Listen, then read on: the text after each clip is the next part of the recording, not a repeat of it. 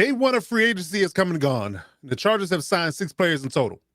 Let me tell you why 50% of me is vibing with the moves and 50% of me is completely hating it. So let's start with the cover board, Khalil Mack. I mentioned on the earlier short that bringing him back in the right place was the right move, and that's what they did. Pairing him up with Thule and Bud is going to be a solid start.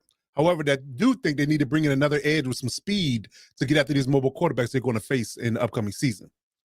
Next is Bradley Bozeman, like WTF.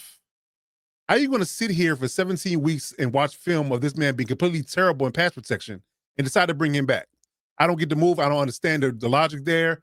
Hope they have a better plan in place, but as of right now, the way it looks on paper, it's terrible. Next is Dante Jackson. Now, I would like to have had him 3 years ago when he was 26, but now he's 29. But he is a speedy corner that played very solid football with the Panthers and the Steelers in the last few years. And he's definitely somebody that can run with wide receivers down the field with his 4.3 speed. So I hope that he will pan out on the outside for us and being a good, solid corner in the room for the Chargers. Then there's J.K. Scott, who, for all intents and purposes, you could have gotten a person with a better leg.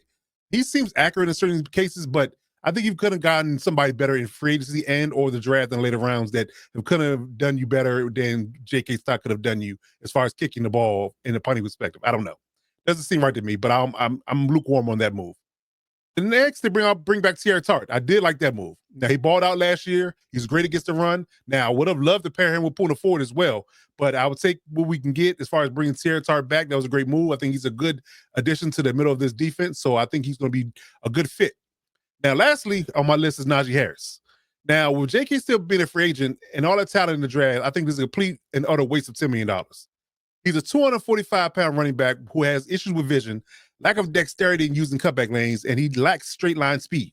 I think that's all of those things going to be an issue. He might be good in short yardage, but as far as being an every down back and a guy that's going to be able to, lead a charge in the run game, I think you could have had a better option. And a guy like Javonte Williams or Nick Chubb for that matter, or just flat out bring back J.K. Dobbins at that price point.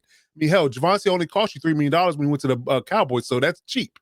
So I don't understand the move what they did with running back. I don't like that move at all. But let's see what day 2 brings. And let me know in the comments how you feel about the Chargers free agents thus far. And as always, subscribe to never miss an upload.